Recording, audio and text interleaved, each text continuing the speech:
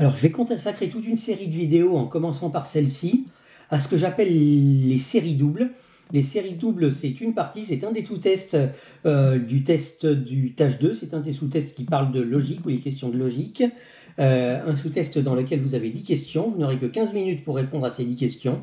Et le barème, c'est le barème du tâche 2, c'est-à-dire 3 points par bonne réponse, moins 1 point pour une mauvaise réponse et 0 point si vous ne répondez pas. Alors, à quoi ressemblent ces questions-là ?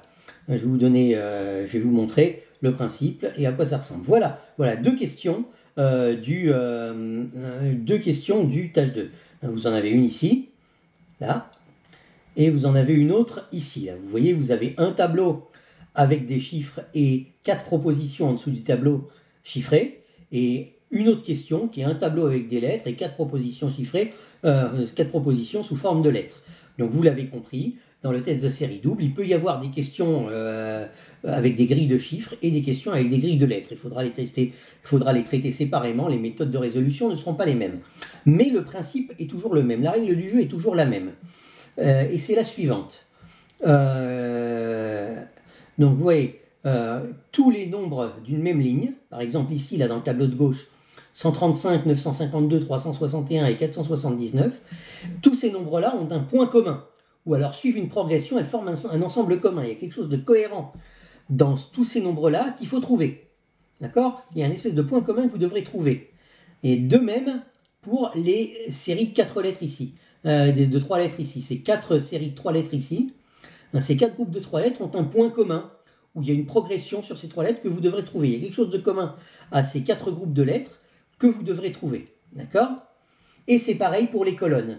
C'est-à-dire que les chiffres de ces colonnes-là, les nombres de ces colonnes ont tous un point commun, et les groupes de lettres de cette colonne-là ont tous un point commun aussi, d'accord, que vous devrez trouver. Et donc le point commun, la logique à trouver sur les colonnes n'est pas la même que la logique à trouver sur les lignes. Donc si je me résume, quand vous avez un tableau, sur les données qui sont écrites en ligne, il y a une logique à trouver.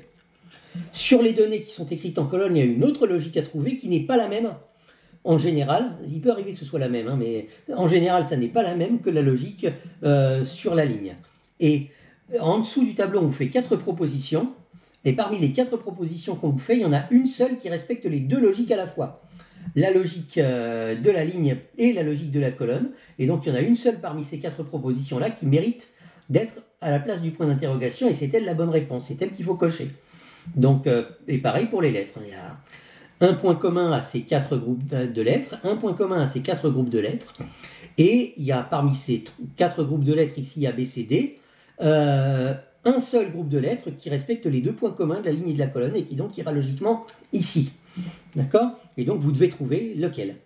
Voilà, c'est ça la règle du jeu. Donc le point commun peut être n'importe quoi, il n'y a absolument aucune limite aux règles de logique que l'on trouve, que ce soit pour les questionnaires avec des chiffres ou les questionnaires avec des colonnes. Donc partant de là, on n'a pas beaucoup d'indices et on va se demander mais comment on va faire pour trouver ce point commun. Et c'est là que dans mes vidéos suivantes, je vais vous donner quand même quelques méthodes, manières de penser et de vous débrouiller pour essayer de trouver les bonnes réponses.